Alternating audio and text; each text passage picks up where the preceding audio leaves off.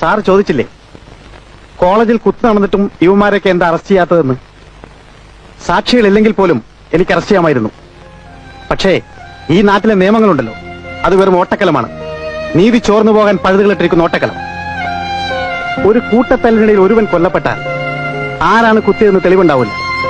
അതുകൊണ്ട് അർഹിക്കുന്ന ശിക്ഷ കൊടുക്കാൻ പ്രയാസമാണ്, പ്രത്യേകിച്ചും ശരിയായി സാക്ഷിയില്ലാത്ത സ്ഥിതി. പ്ലാൻഡ് മർഡറിന് ശിക്ഷ എന്താണെന്നറിയാമോ? തൂക്കിക്കൊല്ലുക. ഈ നാട്ടിലെ 90% കൂട്ടത്തല്ലുകളും കൊലകളും പ്ലാൻഡാണ്. അതിലൊക്കെ പ്രതികളെ ശിക്ഷിക്കാൻ ഈ നാട്ടിലെ നിയമത്തിന് കഴിഞ്ഞിരുന്നുവെങ്കിൽ ഇവിടെ തൂക്കുമരങ്ങൾ തികയില്ലായിരുന്നു. എന്നിട്ട് വിമാനൊക്കെ പിടിച്ചകത്തിട്ട് വല്ല ചെയ്യാന്ന് കരുതിയാ ഇപ്പൊ കണ്ടില്ലേ, മോളിൽ നിന്നൊരു ഫോൺ വരും, വിട്ടേരെന്ന്. എന്ത് പോക്കത്രം കാണിച്ച് ആര് അറസ്റ്റ് ചെയ്താലും അവരെല്ലാം ഓരോ പാർട്ടി പ്രവർത്തകരായിരിക്കും. അത് തേച്ചു മാറ്റിയാലും ഓരോ പാർട്ടിക്കാർ വരും, മിനിസ്റ്റർമാരുടെ പ്രൈവറ്റ് സെക്രട്ടറികളും.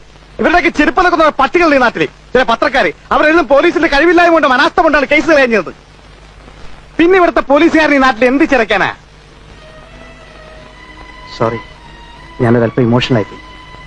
കാക്കിയിട്ട ഇമോഷൻസ് സെന്റിമെന്റ്സ് ഒന്നും പാടില്ലെന്നാ. പോലീസുകാരെന്നൊരു പേരേ ഉള്ളൂ. ശരിയായിട്ടുള്ള കള്ളന്മാര് ഞങ്ങളാ, ജീവിക്കാൻ വേണ്ടിയാ.